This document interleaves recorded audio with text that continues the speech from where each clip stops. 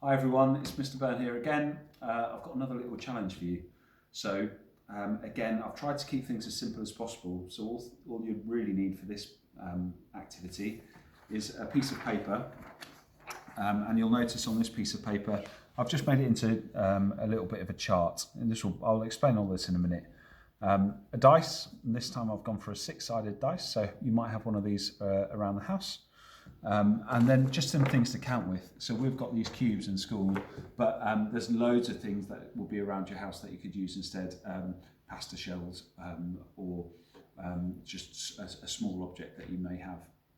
So this game is a really good one for practicing your double skills. So I'm going to roll the dice, and whatever number it lands on, so in this case 4, I'm going to double that number. So I know that 4 plus 4 is 8. So I'm going to pick up one of my small objects and I'm going to place it down here where it says number 8. So you notice on this chart, I've labelled this axis here, number on the dice times 2, or the number on the die times 2. So double 4 is 8, fantastic. I'm going to roll the dice again, and you might do this with a partner, so it's landed on 1 this time. So double 1 is 2. And I'm just going to keep on rolling. You can do this with however many people are in your family. It's landed on 1 again, so I'm just going to build up the bar. 3, double 3 is 6. If you're a slightly older, I'm just going to build this up a little bit here.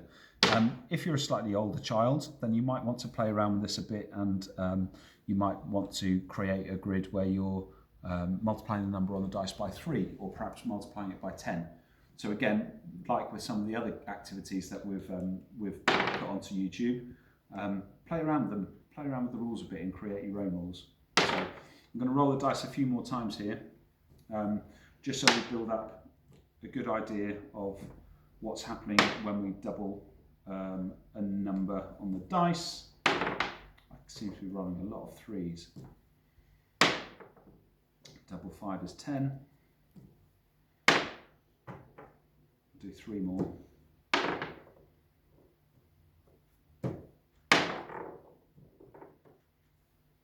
Last one. Fantastic. Okay. The only one I didn't roll is a 2. So I'm just going to say that if you did land on a 2, double 2 is 4. So I'm going to pop a cube there as well. Now, when you've got your grid, looking down and you've made your chart, it almost looks like a bar chart. And there's a few things that I want you to discuss. So the first thing that I want you to discuss is, why do these numbers have cubes on? So 2, 4, 6, 8, 10 and 12.